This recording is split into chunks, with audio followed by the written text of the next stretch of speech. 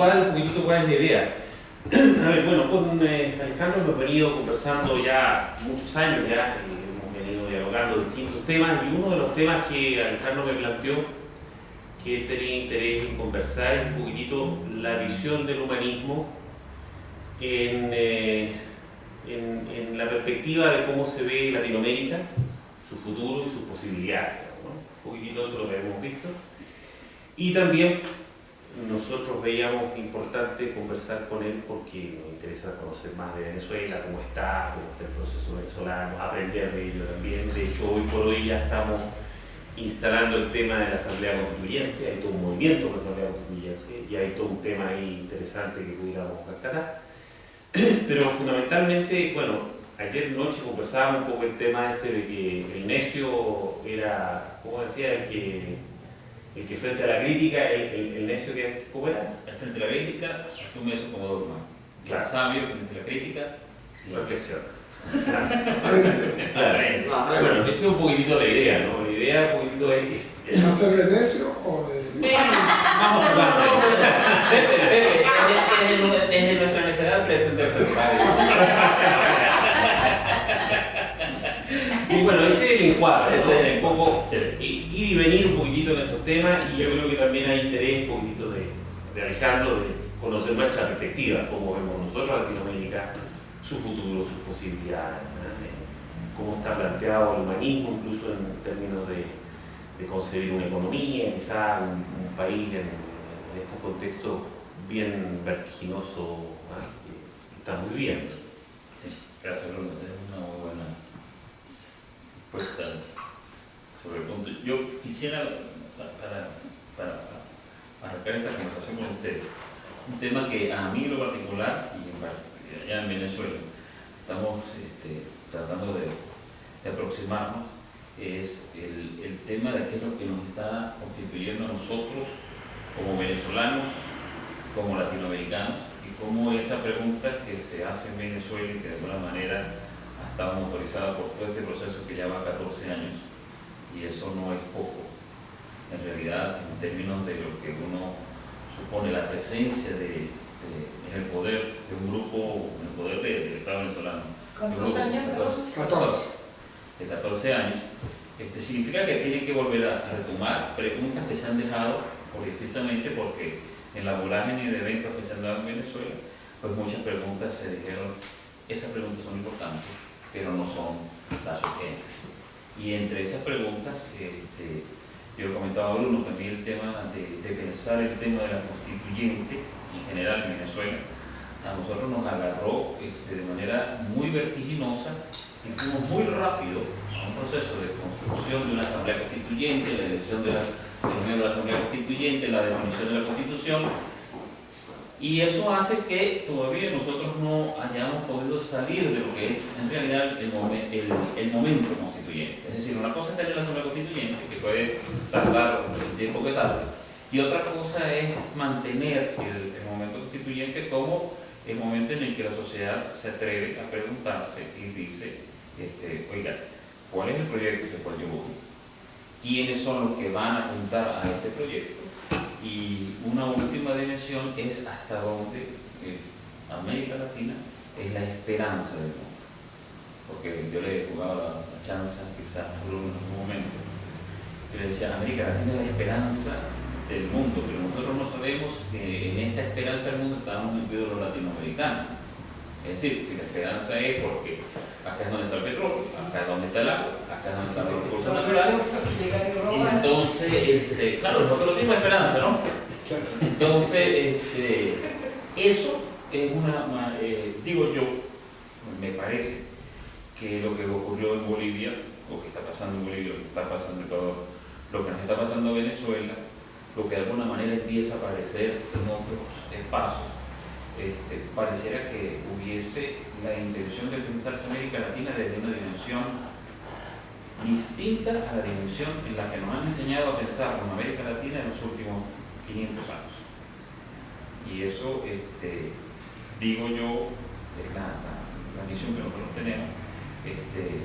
No tenemos que olvidarnos nosotros de esa pregunta por un momento, porque eso incluso tiene incidencia en el modo como, por ejemplo, una constitución, en el caso particular de Venezuela, una constitución que fue aprobada rápidamente porque necesitaba crear las condiciones, los balances de poder había que cuadrarlo, hace que nosotros a vuelta de ya 13 años con esa constitución, nosotros tengamos ya encima una reforma, pasamos por una reforma, perdimos por una enmienda, y sin embargo uno revisa la constitución, hace el traslado de esa constitución a lo que es la institucionalidad en Venezuela, y la distancia sigue siendo muy grande.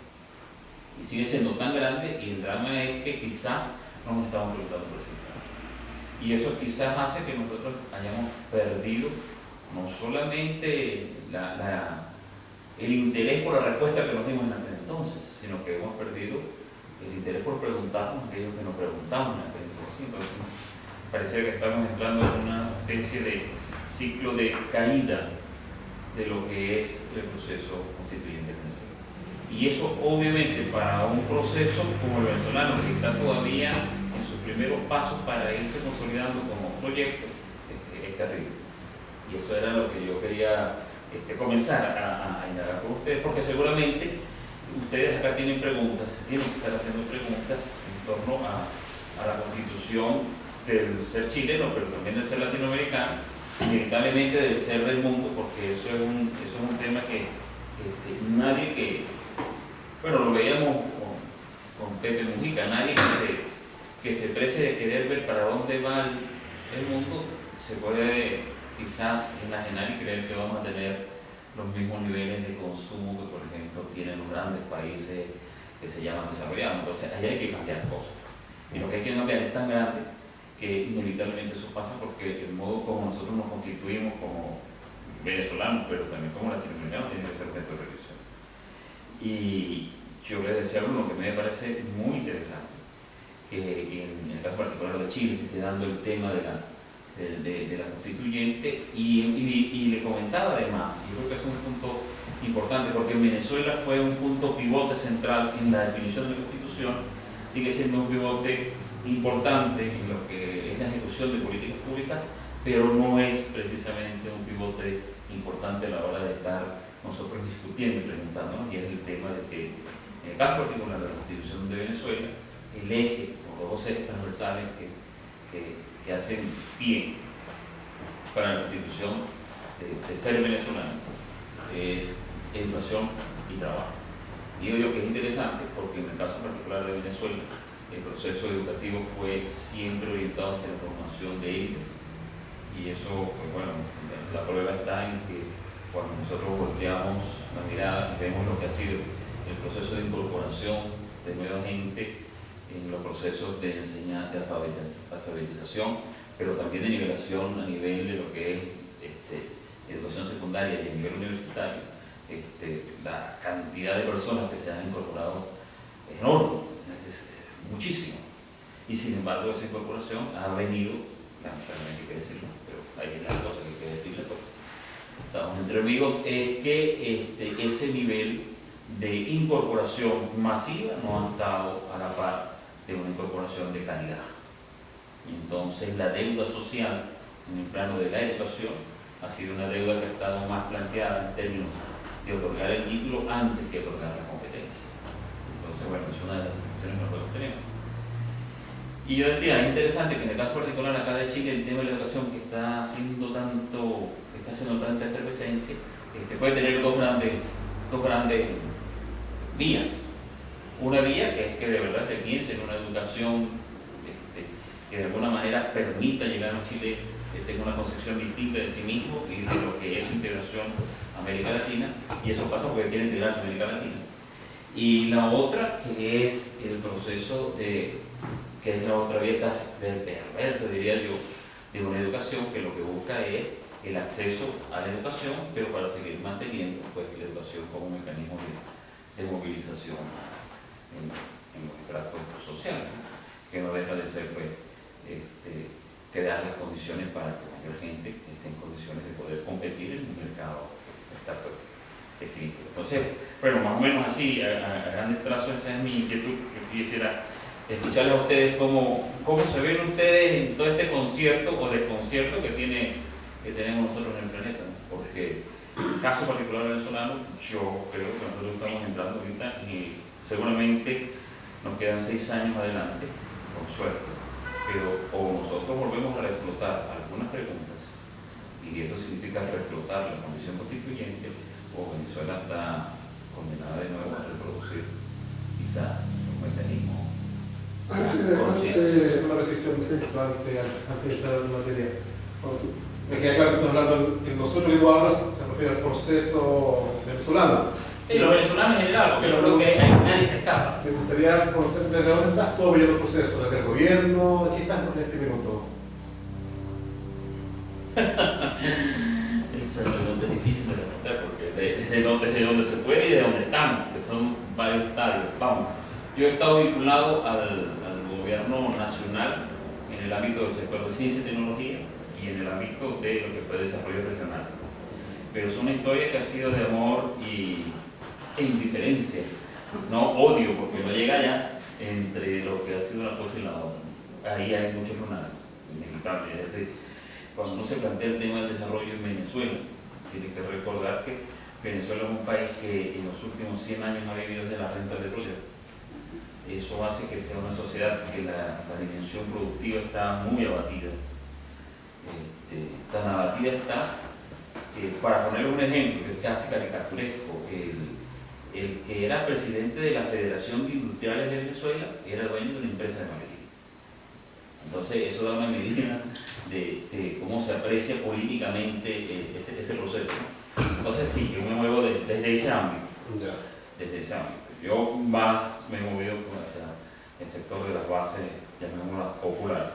He tenido mi llegada a Chávez, pero no olvidemos que ese es un círculo que tiene que ser muy cerrado. Tú también del ámbito académico, Sí, Alejandro, sí, ¿no? sí, claro. Sí, por eso decía, en el sector ciencia y tecnología. Ahí nosotros, yo ahorita, recién fui designado miembro de la Junta Directiva de un Centro Nacional de Investigación en Tecnologías Libres, de la cual nosotros hicimos el diseño y de la cual Chávez estaba muy orgulloso, incluso tuvo la oportunidad de establecer ahí un diálogo con Chávez en su oportunidad. Pero sí, eso es parte de lo que es un poquito complicado, ¿no? En Venezuela. Cuando digo nosotros, sí, yo creo que estoy hablando de la gran mayoría de los venezolanos, no necesariamente chavistas. Como bien lo decía en algún momento Chávez, no pueden haber 4 millones de oligarcas. O sea, esa gente tiene que ser atendida también. Y ahí hay un problema de disociación brutal. Y eso es parte también de la otra dimensión que hay que explorar, y es hasta donde los medios de comunicación han sido particularmente devastadores en lo que es lo que ya era una pobre situación cultural en Venezuela. Los medios de comunicación han sido devastadores. Esos bombillos, por ejemplo, en Venezuela fueron vendidos como bombillos que daban señal directa para un sistema de vigilancia que está instalado en Cuba. Así. O sea, eso por ponerte un caso, Pero y además yo agregaría tal vez ahí tengo también un programa de radio. eso. Claro. Sí. Se está saliendo por la radio de una de los circuitos de la radio del Estado venezolano. Claro. Y profesor de una universidad pública allá en Venezuela. Además, yo podría agregarle otro elemento que parece interesante para efectos, digamos, de los trabajos que ha hecho de investigación. Alejandro publicado en revistas internacionales, es una persona que no solamente es conocida en Latinoamérica, sino también es una persona que tiene trabajos afuera, y desde Europa también hay elementos interesantes aportados desde incluso del centro de investigación donde Alejandro es director, ¿ya? Del Centro de Sistemología Interpretativa. Yo iba a poner tema, digamos, ¿no? Un poquito como encontrando un camino por donde explorar y responder algunas de las preguntas que tú hacías, digamos, ¿no? Como, ¿qué podemos rescatar de común en los procesos de Venezuela, de Bolivia, de Argentina, de Ecuador, de Brasil, de Nicaragua, te diría que... Colombia, porque ahí hay también otro tema. Bueno, que hablan o que hacen pensar que efectivamente el futuro puede estar un poco marcado por lo que está sucediendo por estos lados, digamos, ¿no? Entonces, desde Venezuela, desde tu experiencia y también desde nuestra mirada, digamos, ¿qué rescatamos como elementos comunes de esos procesos que podrían ayudarnos a perfilar una dirección? Sí, fíjate, no, esa es una muy buena pregunta para que nos planteamos uno de los temas que yo creo que es vital. Nosotros, en Venezuela, el poder del Estado es muy grande. Es decir, en Venezuela el Estado es el dueño de la industria que mueve prácticamente toda la economía nacional. Y eso en buena medida es una diferencia sustancial con respecto a cualquier otro Estado latinoamericano. Por ejemplo, Brasil, con todo y que es un gran país, allí el poder de lo que son los otros agentes con los cuales el Estado se vincula, pues tienen un peso importante. En Bolivia ni hablar. Argentina ya nosotros hemos visto cómo pueden dar al traste con políticas de Estado. Pero no obstante, yo creo que nosotros estamos, desde acá, desde América Latina, estamos planteándonos una tarea que es como curiosa. Y es que el Estado moderno que nosotros conocemos y al cual de alguna manera apuntalamos y al cual le demandamos un comportamiento eficiente, ese Estado moderno está condenado a que se está demostrando que aún en términos de pensarlo como solución es solamente una solución muy fácil. Es decir, ya creo el reconocimiento de las naciones, mecanismos de resolución de conflictos, mecanismos de justicia, mecanismos que son propios de las etnias, por ejemplo, o de las localidades. Yo creo que ya va planteando que quizás en América Latina nosotros vamos a tener lo que quizás se pensó en algún momento en Europa y no se dio, y es la idea de un Estado plurinacional. Bolivia lo tiene. Regional. Exactamente. No, pero no. Plurinacional al interior. Plurinacional al interior, claro. Y eso hace la cosa mucho más interesante porque si es plurinacional al interior, la plurinacionalidad al exterior va a ser más factible, cosa que uno podría suponer que no es así. Pero si se puede ser plurinacional al interior, la plurinacionalidad al interior puede conseguir mecanismos para construirse desde lo local hacia lo regional. Y creo que fue el drama de Europa. Europa fue desde lo regional hacia lo local, y cuando fue a lo local la cosa se les explotó en las manos. Ahí está, España está lidiando con el tema de si la Cataluña sí o no. Y además por las razones que uno dice no son las razones particularmente más poderosas, porque son razones de carácter económico, ¿no? Mira, por ejemplo, en Bolivia las razones son de carácter étnico. En Venezuela nosotros estamos quizás experimentando por primera vez en 500 años la presencia de las etnias. Y eso nos ha planteado nosotros un problema serio. ¿Qué porcentaje de la población es indígena? No llega ni al 2%. Pero lo que pasa, y eso es un tema que yo digo que eso es precisamente parte de esas preguntas en torno a la constitución de venezolanos. Nosotros los venezolanos no nos reconocíamos, y mire que mi piel no es particularmente blanca, ¿no? No nos reconocíamos producto o hijos de una determinada etnia. Es lo mismo que pasa en Argentina. Pero es distinto porque en Chile hay todo un proceso de reconocimiento. Pero el conflicto básico que le ha saltado a Cristina es la invisibilidad que tenían los pueblos originarios y que ahora se han hecho visibles y que ella apoya, pero los gobernadores locales reprimen, ¿no? Eso igualito lo tenemos nosotros en Venezuela. Con la diferencia que también hay la represión de carácter cultural. Claro. Nosotros en Mérida, por ejemplo, tenemos elegimos representantes indígenas para el Congreso, para la Asamblea. Y claro, usted va a preguntarle y la gente ni se acuerda quién es, pero ahí van saliendo cosas. Es decir, Guaraira Repano no es un nombre que venga, que haya sido consolidado culturalmente en Venezuela. Se le conoce como el Águila. El Churum Merum tampoco, pero claro, lo que pasa, y eso es lo que yo comentábamos hace rato, ¿no? Que a veces Chávez, por su afán de querer esa especie de ser mago de la palabra, que con la palabra crea y crea realidad. Y de hecho creo que en algunos casos le ha ido muy bien, en otros casos las cosas se le van. El insistir en llamar Guaraíra Repano sin que ocurriese todo un proceso de construcción cultural detrás, hace que Guaraíra Repano le dicen los chavistas, Ávila le dicen los otros. Y hay una suerte de una confrontación muy tonta, muy torpe, y a ese plano, no es el que uno quisiera quizá revisar. Pero sí, yo creo que eso, por ejemplo, yo lo rescato en términos de eso común. Yo creo que la visibilización de las etnias aborígenes, originarias, nos ha planteado a nosotros la pregunta de que quizás nosotros no tengamos que como que la deuda no es tan grande con Europa como creíamos originalmente. ¿Cómo así? Nosotros nos consideramos europeos en América. Ah, ok. ¿Sí? Con el reconocimiento de las etnias originarias, decimos, un pedacito de nosotros estaba aquí antes de que llegaran los europeos. Y eso hace que nuestra deuda con toda esa herencia occidental, nosotros la podamos ver con un poquito de distancia. Al menos poder pensar, porque obviamente el tema, y eso me lleva a lo otro, tenemos que reconocer que los medios de comunicación son una herramienta muy poderosa y está en manos de quienes no deben tenerla, o al menos hay un desbalance muy grande, que hace que los medios de comunicación nos impongan a nosotros no solamente visiones políticas, realidades, sino que incluso lo que nosotros tenemos que consumir como cultura, y eso hace que el tema mucho más complicado. Y ese yo creo que es el otro punto.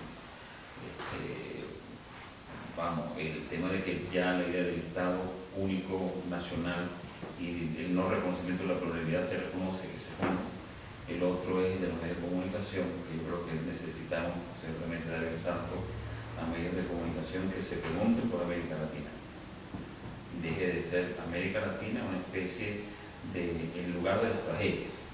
Bueno, en todos lados, Alejandro, me parece, con mayor o menor éxito se ha intentado. Es decir, tuvo la ley de prensa la Cristina, tuvo lío el Evo, tuvo lío Chávez.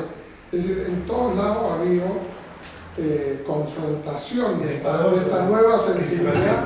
Principalmente en Ecuador. En Ecuador también. Sí, en Ecuador el enfrentamiento ha sido más frontal, Sí. ha sido más, Sí. incluso casi que a título personal. Sí. Pero ¿sabes qué, Pepe? Se nos escapa uno que ahí sí, eso es una rémora que tenemos para el presente, que es el caso de Brasil. La lucha de Brasil con los medios de comunicación quizás la perdió. La perdió. No la perdió. En Venezuela nosotros, yo creo que no se ha ganado, los medios de comunicación alternativos no han ganado el espacio que se suponía que deberían tener. Y eso nos lleva al otro tema, que por eso yo comentaba, yo quiero ver cómo se ven cómo ven ustedes las cosas, porque a lo mejor nosotros en Venezuela estamos tan aturdidos por lo que nos está pasando, porque ha sido demasiado frenético todo eso, que quizás nosotros vemos el vaso medio lleno y en realidad hay que verlo medio vacío, o a lo mejor vemos el vaso medio vacío y resulta que está medio lleno. Es que el día que nosotros no tenemos ni siquiera vaso para acá en Chile. Pero yo entiendo que también aquí hay una mezcla de miradas. Sí. Está la mirada humanista, Sí, en términos de posibilidades, digamos, y de ideario, de dirección, y nuestro emplazamiento en un país particular que también enseña bastante, digamos, ¿no? Necios no nos faltan, así que Sí, eso es verdad. se puede aprender mucho. Uno de las ausencias que han habido en todos estos procesos revolucionarios en América Latina, por lo que yo conozco, lo que uno conoce acá de la prensa, son dos. Uno es el tema de los medios de comunicación y otro es la ausencia de cuadros profesionales capaces de poder asumir los gobiernos de la mejor manera, que es lo que ha pasado en Bolivia, en Ecuador, en Argentina desconozco. Pero son dos temas que efectivamente ha habido ausencia. Ahora, Venezuela, sin duda, y Cuba, han sido actores bien fundamentales en el resto de los procesos en América Latina. Ya, vista, también han abierto camino en términos de mirarlos a ustedes en su juego. Entonces, cuando tú dices, esto es una cuestión personal, porque yo soy chavista, chavista en términos de decir que me gusta el proceso, en términos generales. Hay cosas que no me gustan, pero hay otras que me gustan. Entonces, cuando tú dices, tenemos para 6 años más y si no revertimos esto se nos puede, me parece complicado en términos, no solamente desde el punto de vista venezolano, sino desde el rol que cumplen al interior de esta apertura de camino que te hablo yo con el proceso revolucionario en América Latina. O sea, siento que la responsabilidad de ustedes es doble, o triple, o no sé. Y eso por un lado. Y por otro lado... Ahora, yo quisiera que esa responsabilidad fuese nuestra. Claro. Y ese es precisamente el punto. Es decir, disculpe que la talle allí, porque quiero rescatar solamente un puntito en lo que usted me está diciendo. Venezuela ha apoyado, en términos de cuadro, porque lo que había que rescatar, en el caso particular de Ecuador y Bolivia, era fácilmente rescatable por la experiencia que está en Venezuela. Pero Venezuela, lamentablemente, nosotros no tenemos cuadro al interior para garantizar la eficiencia del gobierno. Y esa es parte del problema. Es decir, cuando a mí me dicen que el incendio de la refinería de Amay, una refinería que se incendió hace de unos 20 días atrás, ayer también se reportó un incendio en otra refinería. La gente dice que ese rayo es un invento. ¿Cómo es posible? ¿Cómo es posible que la gerencia de una industria petrolera diga que un rayo generó un incendio? Eso es falta de seriedad, o sea, para ponerse donde estamos, ¿no? Es decir, el proceso de formar cuadros en Venezuela tiene dos fuerzas que son complicadas. Los cuadros petroleros se tuvieron que formar así, número uno. Y esos son los cuadros petroleros que ayudaron en buena medida. Y ojo, esos cuadros petroleros no son formados por Chávez. Esos cuadros petroleros vienen siendo formados desde hace mucho tiempo atrás con el trabajo de Luis Rodríguez Araque, Bernard Monger y otra gente que en el partido PRB Ruptura estuvieron haciendo su trabajo. Es decir, que ahí hay una formación de cuadros que es previa a la toma de poder de Venezuela por el proceso chavista. Y ahí yo creo que Chávez ha sido particularmente sabio en mantener a Luis Rodríguez Araque y a Rafael Ramírez como punta de lanza en ese proceso. Pero usted ve, eso es una industria que no amerita demasiados cuadros. Pero para atender la situación social venezolana, que significa tener cuadros profesionales en qué?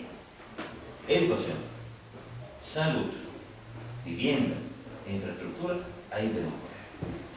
Y Venezuela ahorita, por ejemplo, en la industria petrolera, vamos a requerir en los próximos 3 o 4 años 5.000 ingenieros geólogos. ¿De dónde vamos a ver 5.000 ingenieros geólogos?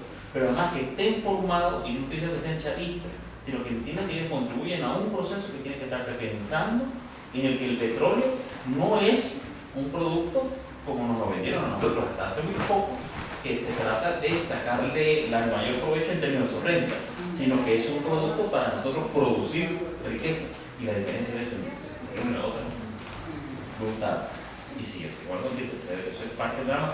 Y no es solamente un problema, diría yo, de Venezuela, sino que es un problema de prácticamente todo lo que pasa en donde hay este gobierno progresista. Es decir, la traducción o poder convertir este proceso en un proceso que culturalmente logre construir un ciudadano distinto para que le dé continuidad más allá de esos 10 años, esa es la tarea más complicada. Y más complicada porque de hecho Chávez se han creado universidades y todo lo demás, pero esas universidades, yo le decía, yo lo ponía el ejemplo ayer Bruno, lo voy a poner yo ahorita, pues, un poco la Universidad Bolivariana de Venezuela, por ejemplo, lo que le pagan de viático a un profesor por día son 120 bolívares. 120 bolívares uno se paga el desayuno y arreglado. Ese es el viático de un profesor para ir a dar clases.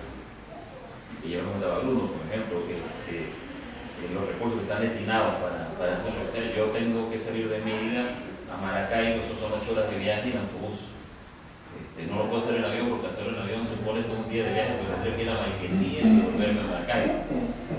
Yo viajo en autobús, llego al día siguiente, salgo una noche, llego al día siguiente, 8 horas después, me bajo al autobús, doy clase todo el día y después me vuelvo a montar en el autobús para estar. Esa demanda, eso demanda un voluntarismo que inevitablemente eso tiene que. Claro, pero eso puede caer, porque eso no se mantiene, es decir, ya. No se puede. De hecho, otra duda con respecto. Entonces, este terminó, porque creo que te iba a contar la cosa. Ojo, yo No, es como el tema básicamente ese de la responsabilidad que le cabe a Venezuela en términos de todo de lo que ha significado todos los procesos revolucionarios de América Latina. Y si Venezuela se va al hoyo, o sea, yo siento que eso sería muy... un golpe muy duro para un toda golpe América Latina. para toda América Latina, o sea, para todo el proceso. Entonces eso, la pregunta era, ¿cómo se está pensando? ¿Se está pensando? No. La ¿Sabes qué? complejidad del proceso. Sí, claro, ¿sabes qué? Lo más bonito de tu pregunta es, para mí, es que es una responsabilidad que le cae tanto a tibios como a troyanos. Es decir, todos los venezolanos, y eso supone también los venezolanos que se supone tienen una opción por la derecha, tienen que darse cuenta de que lo que se vino con este proceso no es solamente un problema del ascenso al poder de una persona de color que de alguna manera es simpático para la mayoría y que de alguna manera ha logrado un proceso de redistribución del poder. Tiene que darse cuenta que hay un proceso muchísimo más grande. Y cuando yo escucho a la derecha, el discurso de la derecha para que aspira a convencer vos, y básicamente lo que plantea es de nuevo volver al egoísmo, a la competencia, al desconocimiento del otro, que digo, ahí hay un tema de ruptura contra la humanidad misma. Es decir, era lo que yo le decía a Bruno, después de 14 años que no hayamos podido nosotros elevar el nivel de humanidad entre tibios y troyanos, para que aquellos puedan darse cuenta de que aquí hay un proceso que de alguna manera ha permitido hacer visibles a muchos que nosotros no lo veíamos. Caramba, eso habla muy mal de nosotros. Alejandro, que me está cambiando las dudas antes de. Pero en complementación con lo que plantea Marilena. Aquí una duda que yo tengo, que es muy. que alguna vez me planteó en una conversa con Chávez Candal, ellos estaban recién llegando al poder. Y poquito antes que se muriera Chávez Candal.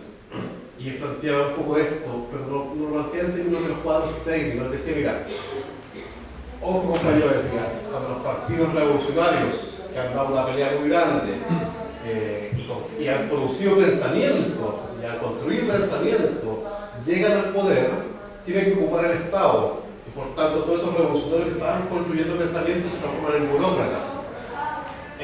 Y se vacían los partidos, se vacían los movimientos, y se transforman en burócratas, y por tanto se deja de reflexionar, se deja de pensar. Y ahí hay un tema que hay que resolver, y lo plantea con mucha y que tiene que ver con la pregunta de Marilén, porque tu respuesta fue hacia lo técnico. Yo lo planteo en términos de cómo se está resolviendo ese tema, cómo se ha resuelto en Venezuela, y que veo que es además tu inquietud en términos de reflexionar. Sí, no, en Venezuela eso se ha resuelto mal. Tú me hacías la pregunta de Silvia Flores, y Silvia Flores creo que es un buen ejemplo. Silvia Flores, primero, es un tema que en Venezuela es curioso, la mujer tiene una presencia en este gobierno como nunca antes lo había tenido las mujeres en gobierno algunos venezolanos, ¿no? No hemos llegado a tener una mujer presidente de la República, pero todos los demás poderes están en manos de las mujeres. Eso en términos de género yo creo que es importante. El drama está en que eso en términos de género en Venezuela no se le ve con la importancia que debería de ser, porque es decir, pero no es fácil, no se llega así tan fácil. Y eso habla precisamente de la dificultad que nosotros hemos tenido, de que los cuadros políticos construyan con fuerza lo que son los avances que se han conseguido. Silvia Flores, ya decía el caso, Silvia Flores, ella presidenta del partido, resultó después electa diputada, Chávez la saca de allí y la tiene que no. Es decir, la rotación de personas, de cuadros en el gobierno es muy alta. y se van repitiendo. Por ejemplo, nosotros tenemos ministros que han estado, que tienen allá décadas, pero no solamente en un solo cargo, sino que van saltando. Y eso habla de que el tipo de dificultad que tenemos. Yo soy un ejemplo de ese tipo de cuadro que venga para acá, ocúpese de aquí, también vete para allá, y entonces, claro, a uno le toca al rato andar en la procesión, replicar la campana, llevar las velitas, o sea, es un poquito complejo eso. No hemos podido consolidar las escuelas de formación política. Y eso es parte también de esa preocupación que tú lo pones muy bien. Y que cuando tú dices, que yo pongo 6 años, sí, yo creo que estos 6 años para nosotros son vitales, pero absolutamente vitales. Es decir, a nosotros nos toca ahorita, de aquí a 6 años, asumir este proceso como que sí. Y en verdad yo creo que se nos va la vida en eso, ¿no? Porque en el momento que esto se devuelva, las cosas van a ser más o menos. Yo veo que una de las características de tener los distintos procesos progresistas o revolucionarios de una regularidad, uno es la dificultad de los medios de comunicación que plantea, y dos, relacionado con eso, es que también los jóvenes, que la directiva lo está resolviendo bien, pero Evo tiene dificultades, ustedes van a tener dificultades, Ecuador tiene dificultades con las nuevas generaciones que salen contestatarias, que salen refractarios a los procesos. Claro, pero ¿por qué salen refractarios? Y eso yo creo que es la pregunta que hay que hacerse. ¿Por qué son refractarios los procesos? En el caso particular de Venezuela, es porque Venezuela, de repente, ahora los muchachos suponen que todo lo que se tiene es normal. O sea, es normal que, por ejemplo, yo tenga acceso a la educación, es normal que yo tenga acceso a mi computador, es decir, eso se ve con normalidad. Y el drama de eso es que si se ve con normalidad y como eso no va, nunca se va a echar para atrás, pues dicen, bueno, aquí lo que hay que hacer es una cosa más eficiente. Es decir, ya llegamos a un estado de bienestar acá, que aquí lo que hay que hacer es ser eficiente. ¿Y quién puede ser eficiente? La derecha. No me río porque fue lo que pasó. ¿Quién puede ser eficiente? La derecha. Claro, y esa es parte del drama. Ese proceso de promoción nosotros hemos estado precario. Y yo creo en particular, una cosa es ser chavista, otra cosa es ser del partido. El partido ha sido refractario en el proceso. Así es. Sí, porque el partido es una máquina electoral. El partido no está escuchando a sus bases.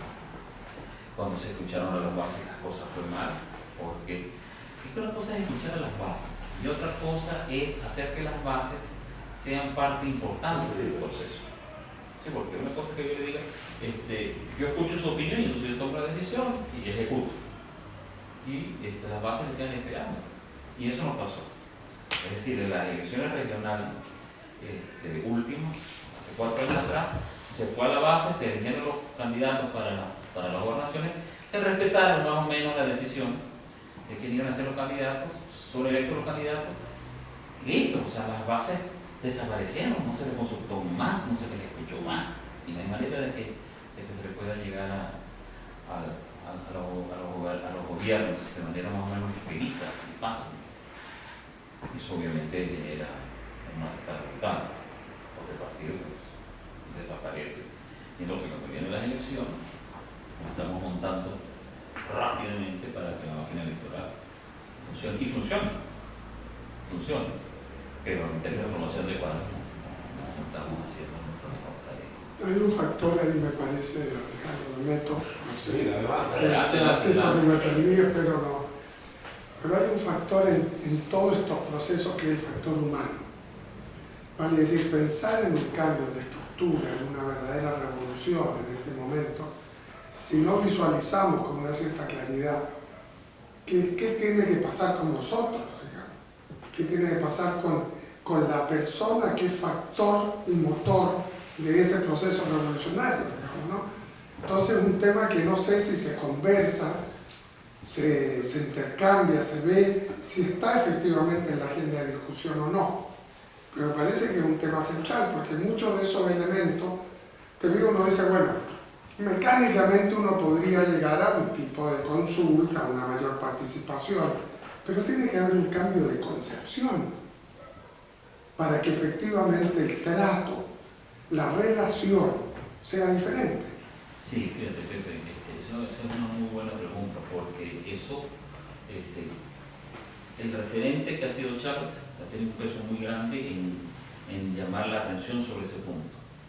Pero es que no puede ser una sola persona la que esté diciendo, ¿sabe qué? Lo humano es que nosotros nos preguntemos, y eso ha hecho que, por ejemplo, ahorita, paulatinamente, a medida que se acerca el proceso electoral, hemos tenido que apelar a los instintos más básicos y egoístas del ser humano, que se supone que queríamos salir de él para captar votos.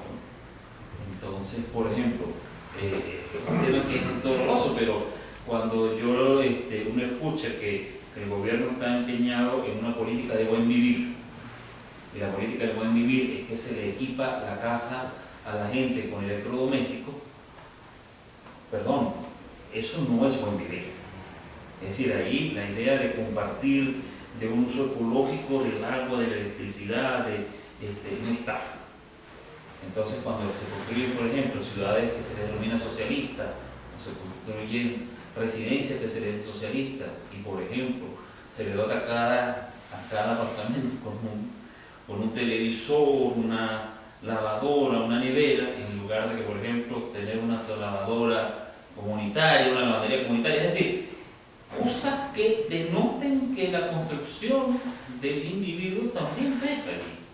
Entonces ya ahí para mí hay un problema. Y los paradigmas son otros. Exactamente, que el paradigma sigue siendo todavía que hay una enorme riqueza y entonces tenemos que hacer partícipes de esa riqueza con niveles de consumo, que son los niveles de consumo que precisamente nos llevaron a un momento a esa precariedad.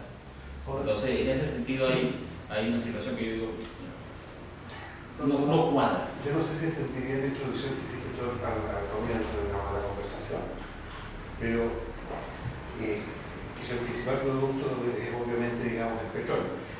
¿Quiere decir esto que Venezuela es un país que está viviendo única y exclusivamente del petróleo, o también, digamos, ha ido creando otros sectores industriales, producción, en fin, todo eso, y ha ido fortificando lo que ya había, me imagino? Te voy a responder con algunas cifras que son más o menos duras. En Venezuela, cuando Chávez llegó a la vuelta de 5 años, se dijo la creación de cooperativas. Se crean alrededor de 55.000 cooperativas en Venezuela. En la actualidad hay como 5.000 cooperativas operando. 10%. Entonces, 10% a las 55.000. Eso es una caída muy grande. ¿Hay procesos productivos? Sí. El proceso productivo de industrialización que depende mucho de lo que ha sido la vinculación de Chávez con Argentina, fundamentalmente, y con Brasil. Pero esas son industrias pequeñas, están arrancando ahorita. ¿Por qué? Porque es que ese es el otro tema. En Venezuela, la política de sustitución de importaciones de los años 60-70, lo que hizo básicamente fue, se le dio crédito a los sectores económicos privados, esos sectores se endeudaron, recogieron ese dinero, no hicieron la inversión industrial, agarraron el solar y lo depositaron en los bancos de afuera y se enriquecieron. Total que nosotros, decir que tenemos un parque industrial medianamente aceptable, no. La agroindustria la tenía monopolio, que es la gente de la Polar. Y cuando uno dice monopolio en un país como Venezuela, que somos 26 millones de personas ahorita, tener el monopolio de la industria, imagínense usted lo que eso significa. Es decir, esa gente tenía la llave para quitarnos o no el alimento a nosotros. Y eso intentaron hacerlo cuando el paro petrolero. Es decir, el aparato industrial estaba básicamente en sectores muy pequeños, pero además sectores que son totalmente refractarios a este proceso. Ahí hay algunas iniciativas ahorita, pero no Yo creo que nosotros todavía nos falta todavía por lo menos unos 10 años para podemos equiparar a una producción industrial que uno diga, estamos produciendo más. De hecho, nosotros seguimos produciendo, son cosas materias primas, es decir, flores, petróleo, energía eléctrica, pero sí, que nosotros tenemos una producción industrial que esté generando productos. ¿Valor agregado al producto? No, muy pequeño, muy poco. Yo quiero comenzar a decir ahora un tema, tú hablabas del tema de la identidad latinoamericana. Un gran tema, no es fácil. Sobre todo cuando uno está dentro y parte de esa identidad, cuesta verse. Yo personalmente reflexionaba un poco sobre eso, y por alguna razón los otros no latinoamericanos ven a los latinoamericanos como, y nos corto una palabra, el realismo mágico, ¿no? Y que a mi juicio yo me río mucho con la espiritualidad latinoamericana, que proviene a su vez de los pueblos originarios. Y que si uno recorre Latinoamérica y saca las capas de la religión que fue impuesta detrás de todo eso, de toda esa carnet, esa pintura que se la llegó, hay una necesidad de espiritualidad que va desde la superchería hasta una espiritualidad mucho más profunda. Yo no sé si dentro de estos procesos revolucionarios han investigado, han tocado estos temas, y fíjate que no es menor, porque hubo otro momento en América Latina muy importante que coincide con la teología de la liberación, que creo que no se ha estudiado mucho. Claro, cuando después la teología de la liberación se agota y hay cambios en Roma y todo eso de alguna manera termina, pero creo que la teología de la liberación conecta con esa cosa espiritual que está subyacente en cada uno de los países y los provenientes de los pueblos originarios, que a mi juicio vinculo con lo que plantea Pepe en términos de que, claro, nos podemos preocupar del cambio externo, pero si no nos preocupamos del cambio interno, y necesariamente está ligado a esa espiritualidad, y no estoy hablando de la religión de los cochiles, sino de esa espiritualidad profunda, estamos fritos porque la propaganda ya es muy fuerte, entonces siempre quiero declarar hacia el nivel de consumo de Estados Unidos. Entonces los jóvenes, claro, dicen, bueno, Estados Unidos tiene toda esta tecnología, ¿por qué nosotros no? Y empiezan a criticar más la prensa que está de alguna manera vinculada tendenciosamente con la propaganda norteamericana. Entonces llegamos a esas situaciones. Entonces, una de mis inquietudes que tengo es justamente eso, ¿cómo lo han visto ustedes, si se ha explicado eso? Yo veo ahí, perdón, complementando, ¿no? Que el inicio de esta conversación tuvo que ver con eso. Para decir, hablar del ser venezolano, el ser latinoamericano, el ser humano, en definitiva es una conversa que yo no sé si es algo que se esté llevando adelante, digamos, ¿no? Y es fundamental, porque desde ahí puede inspirar todo el resto, ¿no? Pero lo veo muy relacionado con lo que fue la puesta en tema, digamos, ¿no? El comentario que tú haces viene a propósito de lo que ella señalaba, y es que cuando ella dice que eso es una responsabilidad muy grande, claro, la responsabilidad, esa responsabilidad, yo digo, sí, uno, pero ¿qué nos pasa que no nos damos cuenta que tenemos esa responsabilidad? Hay un problema de espiritualidad profunda, porque a fin de cuentas no es una responsabilidad de un voto, como finalmente se va a resolver el 7 de octubre. Es una responsabilidad de más tanto vuelo. Claro, pues ser ciudadano. Exactamente, ¿no? Y eso nos plantea ya todo el tema ese de, bueno, ¿cómo que somos nosotros, los latinoamericanos? A propósito del tema de espiritualidad, es curioso que lo comente, porque justamente nosotros estamos trabajando con un muchacho, un antropólogo que viene de una etnia de la zona sur de Venezuela, y él dice que el discurso de las etnias cada vez más es un discurso que se agarra del aparato del Estado, del conocimiento de derechos, para ellos andar, pues, construir, generar, garantizar sus espacios, pero de allá para acá la espiritualidad como que está totalmente desdibujada.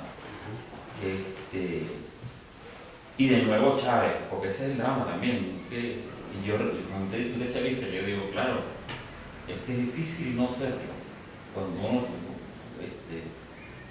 acepta lo que este señor está planteando, porque él encarna muchas cosas y tiene múltiples facetas.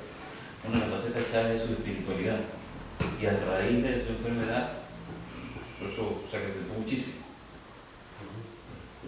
¿Cómo se ve esa espiritualidad, Alejandro? ¿En qué tipo de conducta? Yo creo que es complicado. Eso tiene que ver con el tipo de conducta. Es el ser humano que está detrás.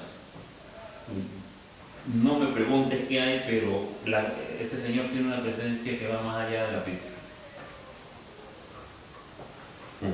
Es la sensación que yo he experimentado cuando estaba frente a Chávez. Creo que hay una situación que es curiosa. Con mucha inspiración, y ahí quizás el asunto, traduce. Sí. Pero además tiene una cosa que yo creo que es un espíritu que es sincero, honesto y que reconoce todas sus debilidades. Y yo creo que es un tema interesante. Ahorita en la campaña yo le comentaba a Bruno porque yo no lo estaba viendo, yo estaba escuchando por la radio y vamos, le digo a Bruno, no, joder, Chávez se vino en llanto, Chávez. Y dije, eso es mala seña, dije yo. Porque, bueno, Chávez ha llorado pocas veces. Yo no lo haya visto llorar pocas veces.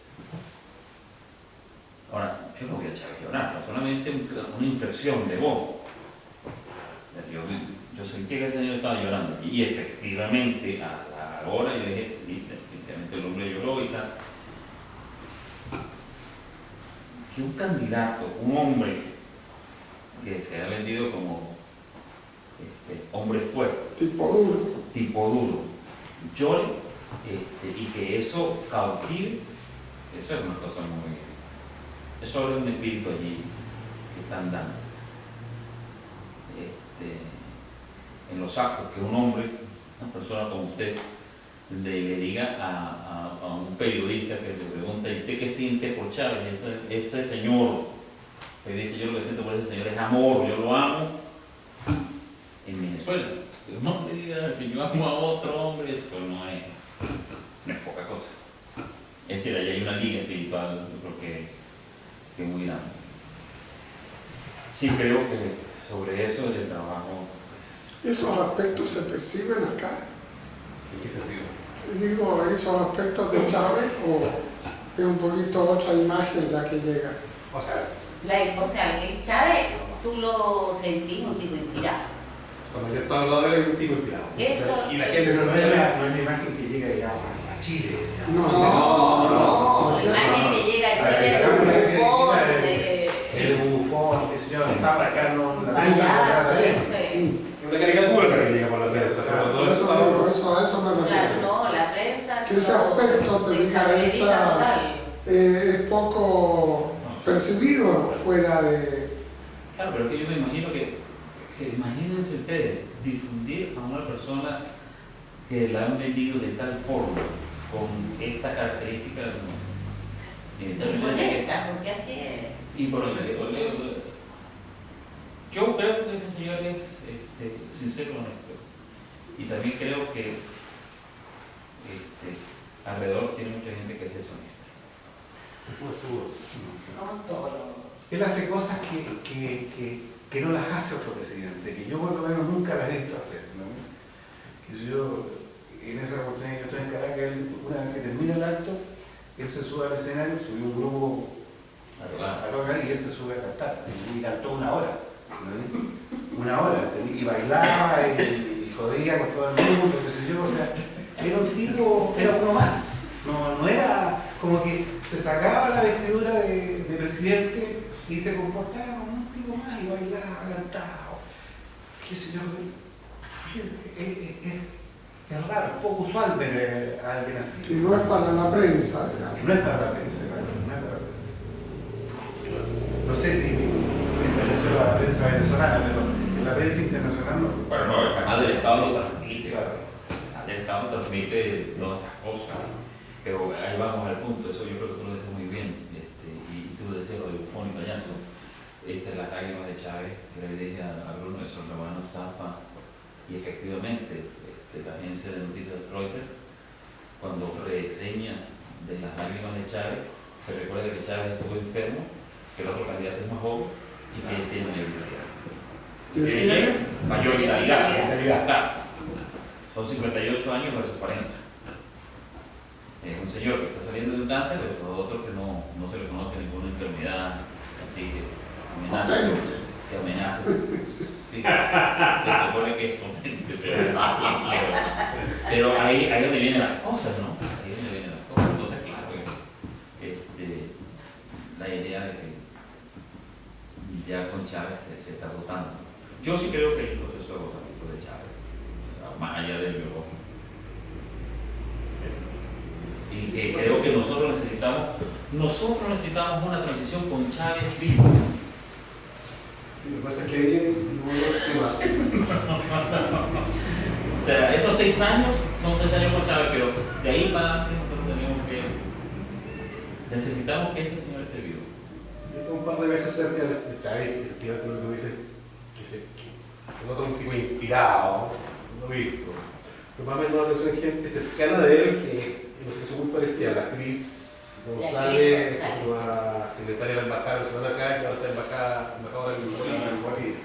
Una tipa que está inspirada, o sea, realmente inspirada. Pero de alguna manera siento que si hay algo que no se ha estudiado bien en términos políticos para América Latina, tiene que ver con ese tema de la espiritualidad y la mística social que se traduce eso. Porque Marco Chávez bien, fue monaguillo, tuvo su cosita ahí. Cuando uno ve a los cubanos, de cuadros y de los que estuvieron incluso en la revolución, con toda su cosa marxista, negando la espiritualidad, uno ve que detrás de eso hay un... Babalao, por lo menos hay babalao. Entonces claro, como que los procesos revolucionarios de la América Latina han venido desde la mirada marxista, materialista, negando, porque en su minuto, cuando surge el marxismo, claro, la religión era el opio del pueblo y uno se entiende contextualmente por qué viene ese rechazo. Pero si uno va a las bases de América Latina, hay una espiritualidad fuerte, profunda, que no sé, pues en América Central y en Cuba misma lo disfrazan con la santería, pero son los dioses africanos que los tienen. En Venezuela igual. Muy fuerte. Entonces, si uno ve los distintos templos católicos, están parados sobre antiguos templos indígenas. Entonces, claro, entonces hay una conexión que yo creo que no hemos estudiado y que quizás pudiese venir a llenar ese vacío que se nos produce cuando, y que hace que finalmente los jóvenes sean refractarios por un cierto tiempo, porque dicen, bueno, ¿para qué? Pero usted me acaba de hacer, tener que romper con algo que yo me había impuesto en un comentario. Es proceso. Porque bueno, esas son cosas de la espiritualidad, su manifestación quizás más de la superchería. Por eso no terminé de contarlo de mi amigo que es antropólogo que estudia las etnias al sur, que es de la etnia del sur. Y porque usted hizo un comentario que creo que es importante, de que eso pasa en Venezuela, lo de la santería y las religiones afrocaribeñas. En Venezuela hay una tradición espiritual que va mucho más allá de lo que uno reconoce, que es la corte de María Leonza. María Leonza es una diosa, como lo dice Rubén Blades en aquella canción. Es una diosa cuyo origen es un poco oscuro, pero aparentemente era la hija de un español con una india y que para evitar ser venada se escapó y se fue a vivir refugiada en la montaña del Sol, en Yaracuy. Esa corte que está construida en términos de la santería está formada por es una corte, pues, hay varios miembros de la corte de María Leonza. Claro, a María Leonza se le asocia también con Changó. ¿Sí? Changó es una divinidad. Sí, es una deidad, pero además de la religión yoruba de origen africano. Es decir que, sí, o sea, que el tema no es solamente la espiritualidad de etnias, sino también, exactamente. Porque la cosa es más complicada. Así es. Bueno, el tema es el siguiente. En la corte de María Leonza también está Simón Bolívar. Y está, hay varios personajes en la corte de María Leonza. Está también José Gregorio Hernández, que fue un médico que fue atropellado y que se solicitó a la Santa Sede Católica que lo aprobara como santo y hasta beato llegó. No ha podido ascender más, pero en la corte de María Leonza pues ya forma parte de la corte. Bueno, resulta que, y eso me lleva a otro cuento que ese también es, para el tema de la espiritualidad en términos de manifestaciones, ¿no? Eso no está bien articulado todavía. Resulta que en este momento le corresponde a Bolívar salir de la corte de María Leonza, porque ahí se van sucediendo frecuentemente personas que han tenido un desempeño histórico. La salida de Bolívar tiene que ser llenada con alguien en la corte. Y usted ya sabe quién es. No me toca a mí decir más nada.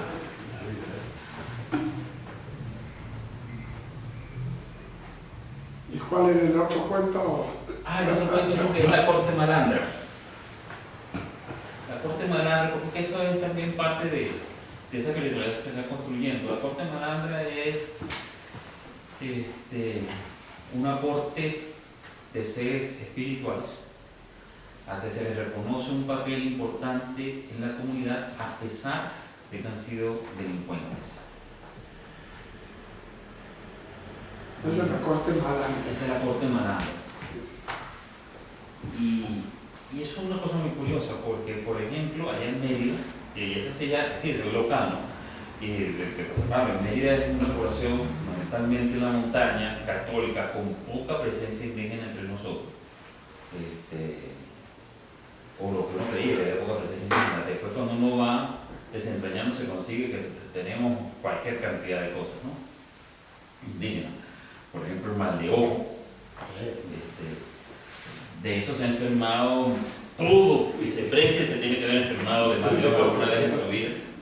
Y tiene que haber, sí, y su azabache negro y... No hace poco. Exactamente. Hay un señor que murió, bueno, pusieron a balazo las fuerzas del orden en Venezuela, la policía, y a ese señor Machera, es el nombre, el sobrenombre, a Machera lo mataron, eso fue en su casa, una balacera enorme, y Machera es prácticamente el santo de los sectores populares hasta llegar a ser incluso, se le llevan cosas como por ejemplo anillos de grado, medallas de grado, es decir que ese tipo de cosas está allí, esa especie de, eso que es realismo mágico, está allí, y eso hace que hayan conexiones espirituales de distinto tenor. Yo sí creo que por ejemplo Chávez en ese sentido ha sido particularmente, en términos espiritual, ese señor tiene su santo. Como creo yo que lo tiene Evo, no creo que lo tenga Correa. No, ¿ah? No. ¿Por qué? Sobre eso no puedo responder.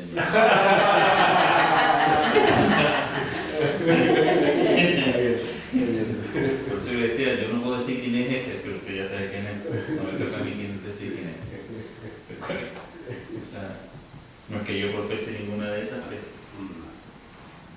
no tengo que Es que son cortes distintos, el Chávez, Evo, que la Cristina o Correa, ¿no? Lula no sé mucho dónde encuadrarlo, Daniel Ortega por otro lado, bueno, eso es Latinoamérica por otro lado, ¿no? Porque ninguno responde al modelo del estadista europeo. Y diste en el clavo. Que es muy interesante, ese es el punto. pero no son iguales entre sí necesariamente. No, Son Y muy provienen diversos. de mundos distintos, Claro, además. claro, Yo claro. elevo del mundo social. Conoce la riqueza latinoamericana, eso es lo interesante. Del mundo militar, claro. Pero fíjense, una cosa curiosa, que Chávez en el mundo militar, pero además hace un reconocimiento que es fundamental, y es que viene del pueblo. Y el ejército venezolano, la fuerza militar venezolana siempre ha venido del Sí, pueblo. muy distinto al caso del ejército chileno, sí, muy distinto. Sí. Yo No es la élite. Sí, no es el ejército chileno que busca la Sí, revolución. ya en el límite. Y es una cosa muy, eso le marca, hace una diferencia sustancial con Chávez. Yo tengo un cuento, de un amigo mío que esas cosas cuando pasan, uno dice, la honestidad de este señor es demasiado grande, demasiado franca. Chávez está dando una rueda de prensa en la ONU y entonces uno de los periodistas le hace una pregunta y entonces Chávez dice, ¿su nombre es? Y entonces el periodista, de manera grosera, le dice, no, mi nombre no importa.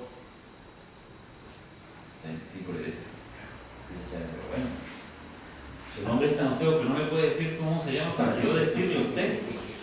Y se acordó de un cuento que cuando a mí me habían echado ese cuento por otro lado, completamente distinto. Chávez dice, está como un amigo mío. Y dije, coño, Chávez va a echar el cuento del amigo mío. Y efectivamente, Chávez echó el cuento del amigo mío que yo ya me había enterado. Y yo era, pero yo escuchando a Chávez haciendo la presentación del cuento y decía, pero qué bárbaro. ¿Y cuál es el cuento? El cuento es. Es que el cuento es muy tonto porque el cuento es que este es un amigo mío, que su hermano es militar. Y entonces se fue a estudiar en el ejército. Y hicieron esas fiestas que hacían. Entonces hay una muchacha que era asiática, y entonces él fue y se puso a bailar con la muchacha. Y toda la noche bailando. Entonces le preguntaba a ella, ¿y tú cómo te llamas? No, vale, pero ¿qué importa el nombre? La niña debe seguir importando. Sí. Le decía el muchacho, ¿pero qué importa el nombre? Sigamos bailando. Y van para la vuelta. A la niña le Le preguntaba. preguntaba así, ¿tú cómo te llamas? Y él decía, no, pero si no me importa. Brigadier, llámame brigadier, que vamos bien. Sigue bailando. Al final la muchacha le dice, pero caramba, pero ni que te llamases Antíoco. Y resulta que el nombre del señor era Antíoco. Chávez se acordó de ese cuento. Es un cuento que es muy familiar. O sea, y acordarse de ese cuento allá en la ONU y traerlo a colación habla de que obviamente viola toda la parafernalia, el protocolo. Y que se llamara Antíoco, pues efectivamente era Antíoco. Bueno, eso más o menos marca la pero bueno, yo me he hablado mucho, yo quisiera...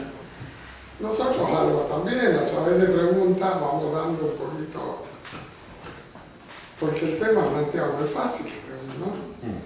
No, es fácil. O sea, yo diría que para hablar de identidad, a ver, ciertos elementos comunes de pasado, pero fundamentalmente un futuro que te une.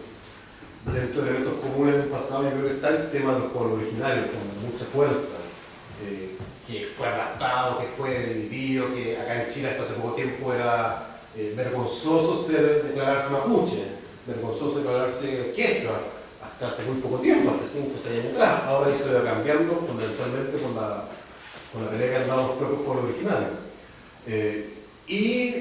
Toda su colección espiritual, que son de distintos ritos, pero que hay una cosa bastante común si uno empieza a buscar ciertos mitos, hay mitos comunes, sobre todo a lo largo del Pacífico, muy curioso. Pero fundamentalmente yo creo que también la identidad se construye hacia el futuro. Y desde ahí la pregunta es, ¿quién puede mostrar la América Latina hacia el futuro?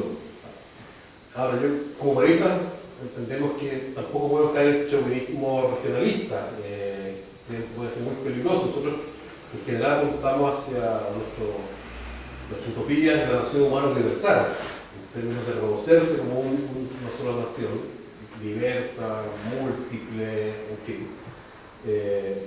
Pero como paso previo a eso nos parece bien el tema de una regionalización con cierta identidad, sin caer el peligro o el chauvinismo regionalista, que puede ser más nefasto que el nacionalismo incluso.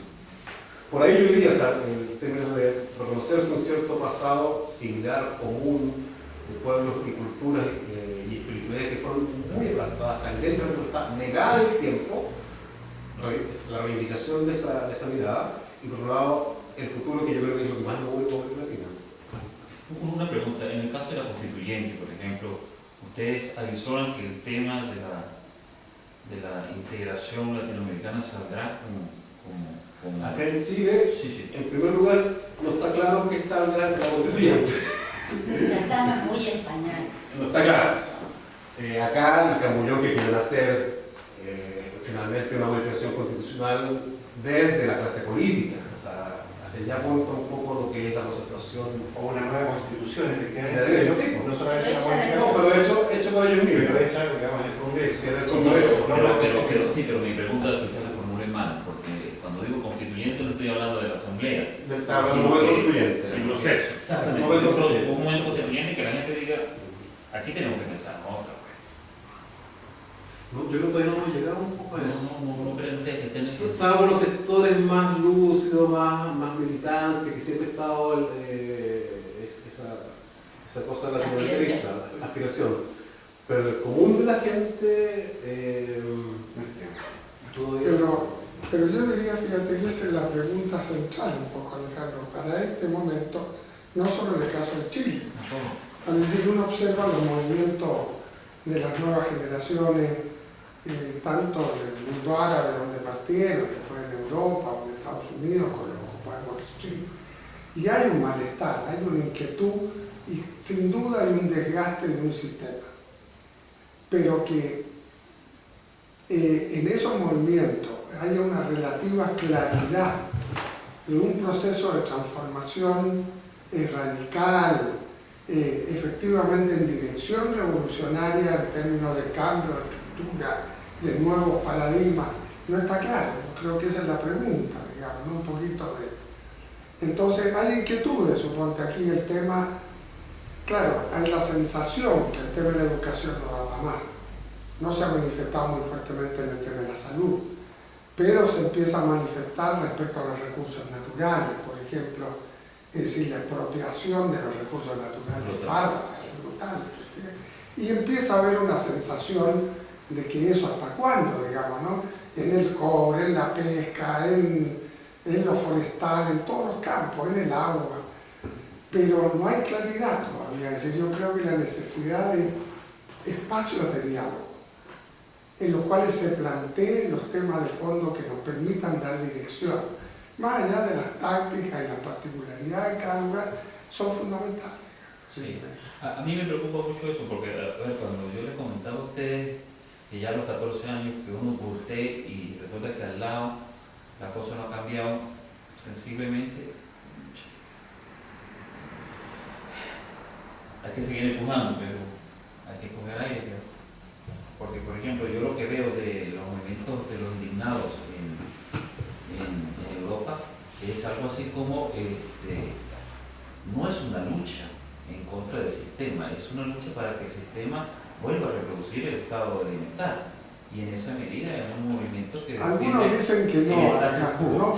Pero en gran medida... Pero la pregunta es, si no se está...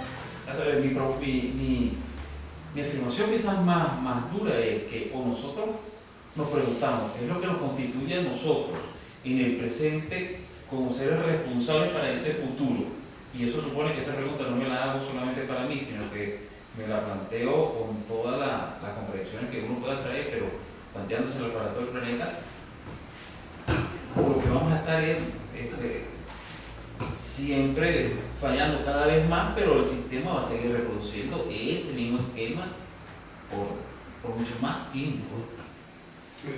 Y a mí me preocupa eso. Alejandro, como eso no va a ser posible, la crisis se va a profundizar, digamos, y eso puede ser un desastre, puede ser una desestructuración total, porque tú dices, la dirección de desestructuración de los estados nacionales, por ejemplo, es evidente, pero bueno, pero si no hay norte de ir construyendo, te diga, lo que pueda superar, no digo reemplazar, superar a los estados nacionales en otro tipo de relación.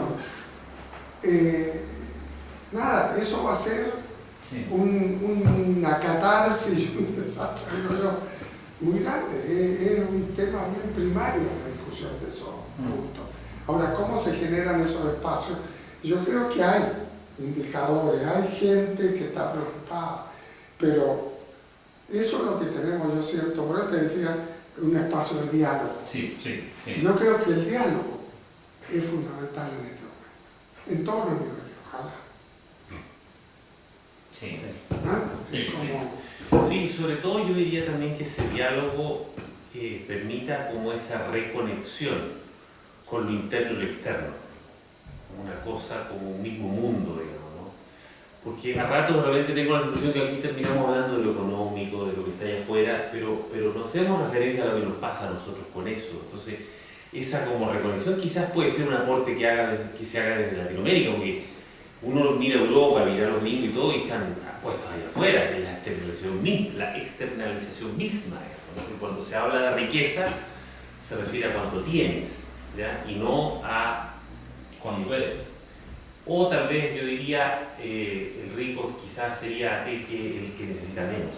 el ser humano está totalmente postergado, Claro, en la visión actual. Está clausurado, por así decir, en términos claro. de sus posibilidades de desarrollo. Y tal vez yo ahí sí diría que ahí hay tal vez un aporte que podemos hacer, porque una de las cosas que nosotros tenemos los norteamericanos es que conectamos mucho esas dos cosas. A mí, por eso a mí me gusta mucho todo el Caribe, ¿no? Que es una cosa que se conecta, el baile, la cosa como más de piel, y al mismo tiempo esta cosa preocupación por el otro. Entonces, yo pienso que ese aporte más digamos, y que de alguna manera también se ve en Chávez, digamos. Yo lo veo, Chávez que cuenta esa cosa espontánea y todo, es también esa autenticidad, ¿no? Uno ve de afuera el gringo muy impostado, ¿no? Toda esa cosa muy estructurada, y nosotros somos un poquitito Alienados. claro, y nosotros entregamos esa cosa chispeante que yo creo que La emoción en paréntesis. claro. La emoción en paréntesis. Que no nos traicione. Qué cosa curiosa, que uno dice que no nos traicione la emoción, que lo impotente que tiene. Pero es un punto, ¿no? Yo creo que eso se percibe como un elemento que necesitamos, digamos, ponerlo en la agenda, conversarlo, verlo, construirlo. Y de ahí yo creo que también lo que decía Efren me parece que puede ser una cosa que vaya acompañado, esa cosa de la espiritualidad, que yo creo que es tan necesaria en momentos, sobre todo de dificultad, ¿no? Cuando uno apela, ¿qué hago acá? ¿Cómo resuelvo esto? ¿No? Y uno ya no lo resuelve en la cabeza, lo resuelve en el corazón, ese desafío, ¿no? Yo creo que eso también hay mucho también en Latinoamérica que puede aportar. Bueno, ¿sabes qué? Ahora que dices eso, yo quisiera comentarle a usted la experiencia de nosotros cuando el paro petrolero, porque eso no fue sostenido en términos personales. O sea, una sociedad como la venezolana, que acostumbrada a celebrar su Navidad, a hacer uso de la gasolina como le dé la gana. No les digo cuánto está el precio de la gasolina.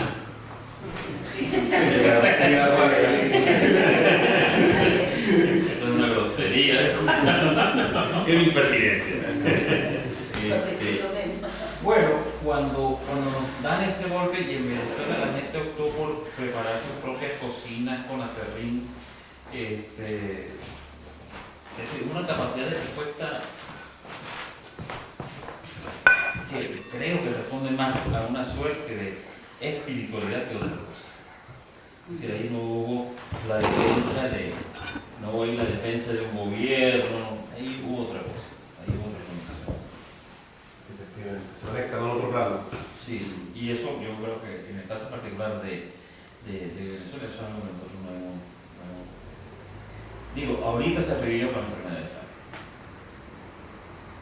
Y con la enfermedad de Chávez, yo voy a ser honesto, francamente, yo fui muy racional en el asunto. Hasta que tuve que darme por vencido. Ya, estaba rayando en impertinencia.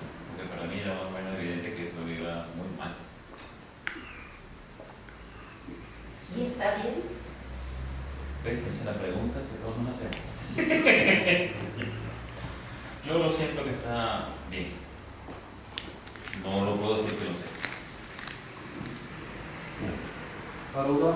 Ahora, la otra cosa es que a Chávez lo alimenta mucho el fragor, La adrenalina. la adrenalina. En enero habrá que ver cómo. Sí.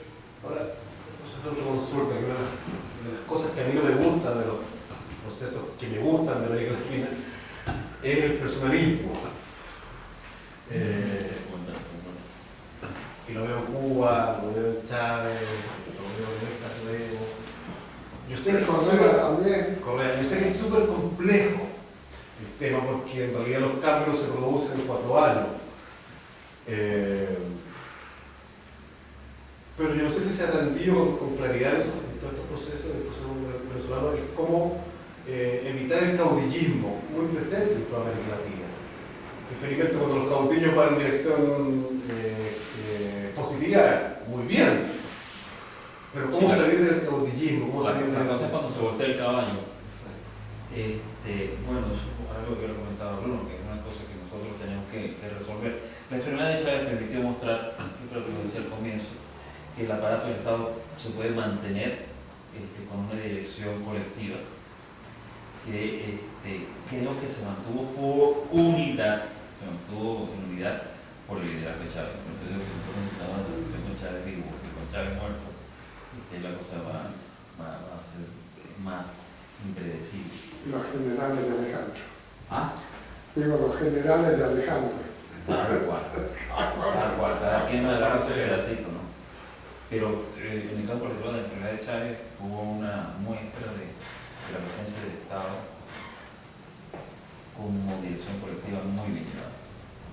Y hay cuadros jóvenes, no porque sea cercano a mí, porque no sé si somos familia, pero hay una muchacha, Isis Ochoa, que es la ministra de Participación y de las Comunas, que es una muchacha muy inteligente, muy buena. Me parece que es un buen cuadro.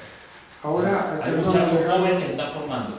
Yo sí creo que va a haber un salto en Venezuela muy grande entre lo que es la generación de Chávez y la próxima que va a asumir el poder. Es decir, la próxima generación que va a asumir el poder se va a traer a la generación mía. O sea, yo ya soy viejo para el proceso. Ahora, hay espacios en los que se esté construyendo un tipo de relación diferente, porque una de las dificultades, creo yo, por lo que llegamos a los caudillismos, es ese proceso de desestructuración que ha fragmentado todo, digamos, ¿no?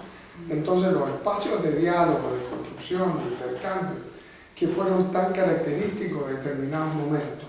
Mira, Pepe, yo creo que están surgiendo así como tú lo acabas de plantear hace rato. Hay espacios de diálogo y la gente lo va construyendo. Y se aprovechan de coyunturas para eso. Por ejemplo, por ponerte un caso, nosotros estamos participando en un proceso de estructuración de una nueva unidad, de una nueva universidad, que su eje es que la universidad está repartida en todo el municipio, en todo el estado. Es decir, no tiene aulas. Las aulas las van haciendo los muchachos en términos de la comunidad de aprendizaje que se define. Y esa comunidad de aprendizaje pues va articulando tareas, trabajo y diálogo. Y ahí pasan cosas. Por ejemplo, nosotros estamos trabajando ahorita en un proyecto que es la Comunidad de Innovación Socialista de Medios Alternativos. Entonces, ¿cuál es la idea? Bueno, meternos a apoyar y entender el fenómeno de los medios alternativos, porque tú lo sabes, ahorita hacer radio o hacer televisión es 1000 veces más fácil que hace 10 años atrás. Porque algo que uno veía del interés en los movimientos de los indignados era esa intención, al menos esa dirección de construir espacios. Te fijas, tomarse las plazas era simbólico en términos de un espacio en el cual se diera el intercambio, una forma de trabajo en equipo, la tolerancia, la participación. Eso yo creo que es muy rescatable y es una suerte de característica mundial de las nuevas generaciones. Sí. Eso abre esa esperanza. Claro. En el caso de Venezuela, yo creo que tú señalabas un punto importante, que lo de la responsabilidad de nosotros además es que tenemos que lidiar con una derecha que es mucho más feroz, mucho más desenfadada que cualquier otra derecha en el momento actual en América O sea, la derecha en América, en Venezuela, ahí es la locura. Es decir, el desprecio es una cosa que uno la tiene gratuita. Y en caso particular, yo soy profesor universitario. Profesor universitario es una persona asalariada, no es clase media, que digan que es clase media. Y yo he perdido muchas amistades de profesores, pero he ganado muchas amistades entre los obreros. Y ese es mi espacio ahora de diálogo. Y bueno, uno decía su generosidad, de que uno es reconocido y todo lo demás. Y claro, uno es reconocido, pero igual uno es mal visto. ¿Cómo es posible? Allá es común decir, caramba, usted es tan inteligente y chavito. Es una contradicción, eso no puede ser. Y cuando mi hija estaba en el colegio, una muchachita se le acercó y le dijo, ay, ¿y su papá tan bueno? Pero chavito. Es decir, eso no pega. Pero por eso hay que dialogar. Con esa gente precisamente con la que hay que dialogar. Y llega un momento que no se cansa. Llega un momento que no se cansa. Mira, y hay un tema ahí que conversábamos la otra vez, que bueno, tú me decías que, ¿cuántos? 70.000 policías. 70 policías, no 70 policías solamente en la Ciudad de México. ¿Ah? ¿Qué? No, me estaba diciendo Rodrigo. En medio de una ciudad estudiantil hay 70 policías heridos de bala por manifestantes, estudiantes.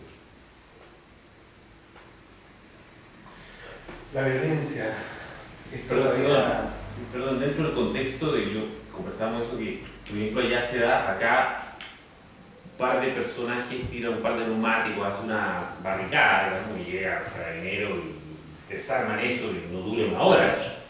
Bueno, ya hay días, ¿no? Sí, puede durar. El gobierno decide y es algo que uno le demanda. O sea, violar el derecho de toda la ciudad de pasar por esta bendita avenida porque hay 8 muchachos quemando caucho para que le suspendan un examen. Y la policía le respeta su derecho a protesta. Entonces los policías, así como estamos nosotros con los brazos cruzados, la gente ventando madres porque no tiene cómo llegar hasta allá. Pero cuando llega la policía y se le ocurre llegar hasta allá, entonces son variados. A mí me ha sacado la universidad muchachos encapuchados con nada.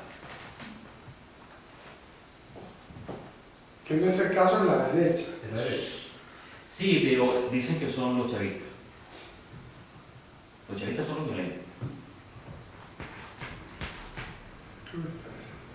No, es que por eso digo que la derecha más desenfadada la tenemos nosotros, ¿no?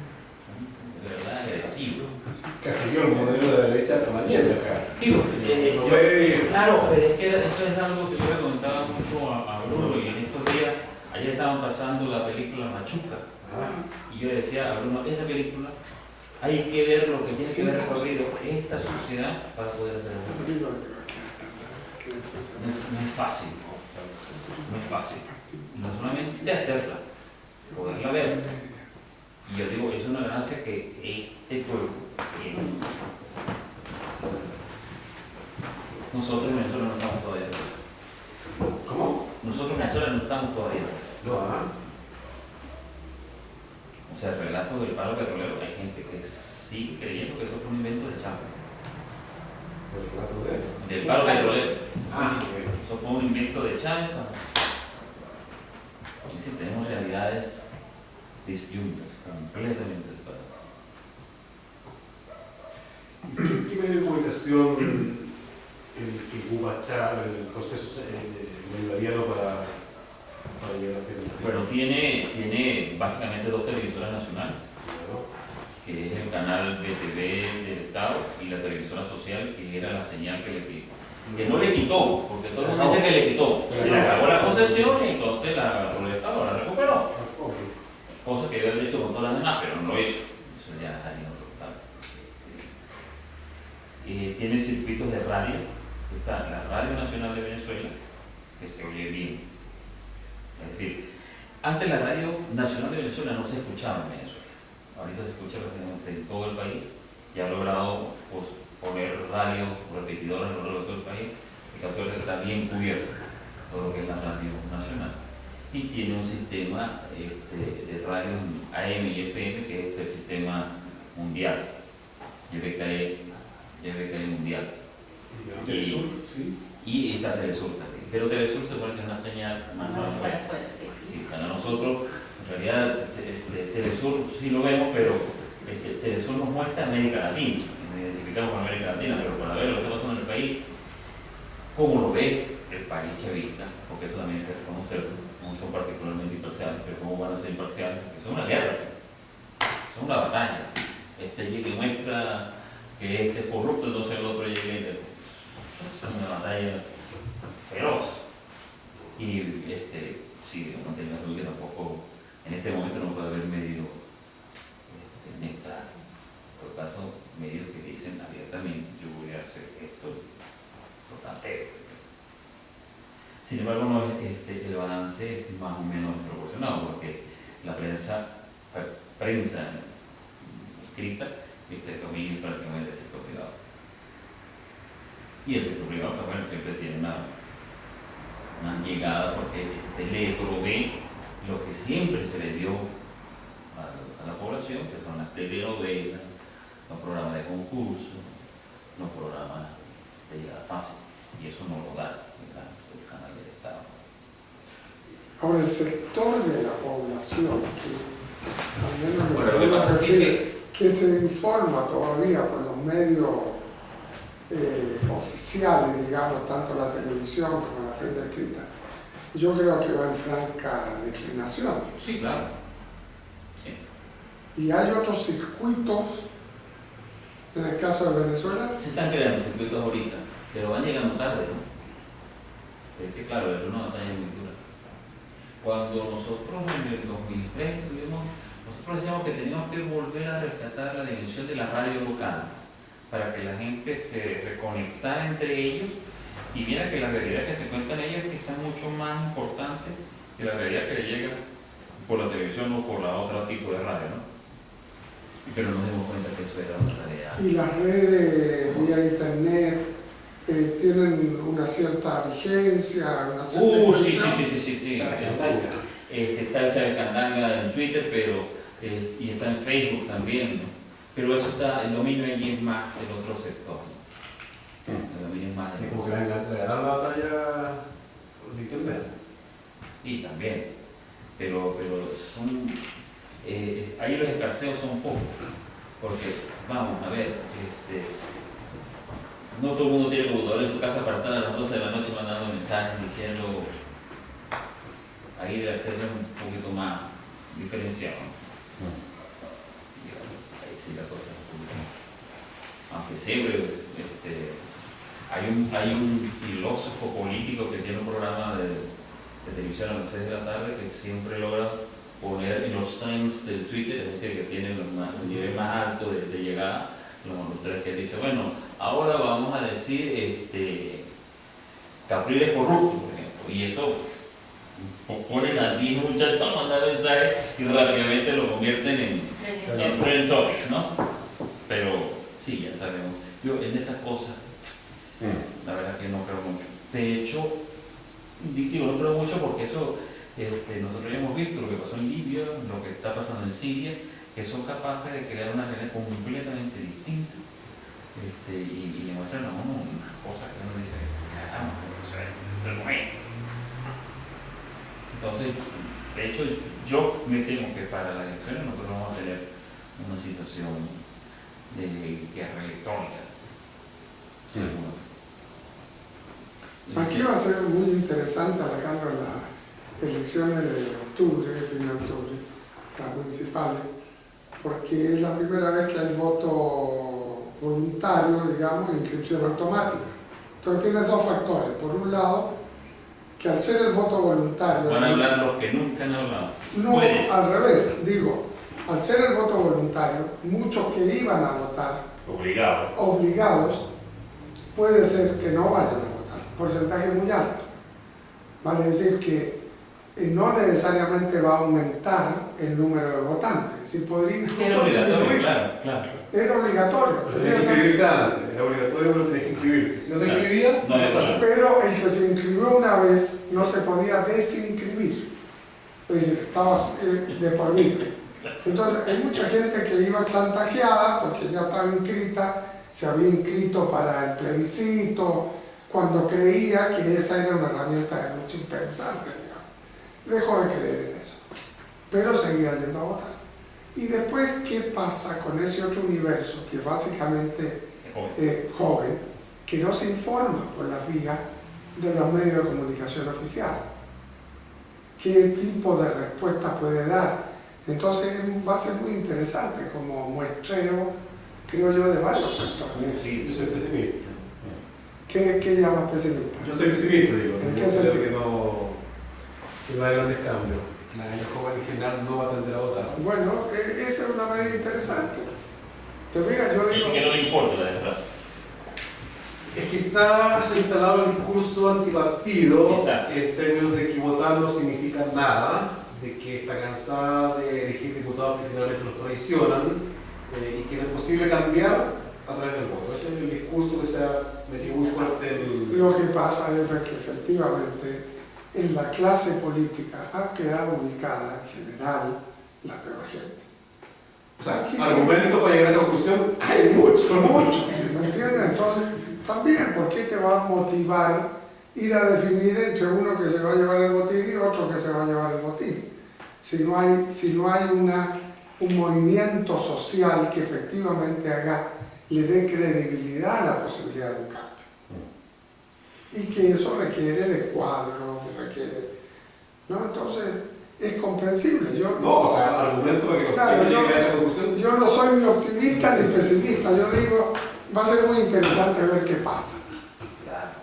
Para poder interpretar un poquito en qué está la gente. Bueno, pero por ejemplo, algo que ha pasado interesante, que los jóvenes, sobre todo los que vivieron la repre del alcalde de Providencia, se han estado organizando y por ejemplo, han hecho gente que está inscrita en una comuna, se han desinscrito en esa comuna de votación para inscribirse en Providencia para votar justamente en contra del alcalde. A mí, por ejemplo, me llamaron por teléfono para decirme, oye, se está organizando esto, así que es el momento de cambiarse porque no puede ser que este vuelva a salir, digamos, ¿no? Bueno, eso es lo interesante del voto de inscripción automática. ¿Me entiendes? Porque dada la coyuntura en que eso cambia y se ve que efectivamente está en la lucha entre alternativas reales, vale decir, de posiciones distintas y direcciones distintas, tienen la posibilidad de ir y votar. Claro. Pero mientras eso no se ve, no es que no les interese la política, Es que no ven sino que la política no le está ofreciendo, te fijas, y los pocos movimientos como el nuestro, el humanismo, no logran visibilidad y credibilidad suficiente para registrarse como opción a nivel no masivo, creo yo. Claro, porque parte del drama es, y eso es algo que nosotros vivimos recientemente, es decir, hace 15 años atrás, que alguien dijo, yo ofrezco esto, y cuando llegó lo dio. Y eso hizo que la gente despertara a la dimensión política. Pero tiene que ocurrir esa especie de acto casi que... Efecto de demostración. Demostración le llamamos nosotros. Exactamente.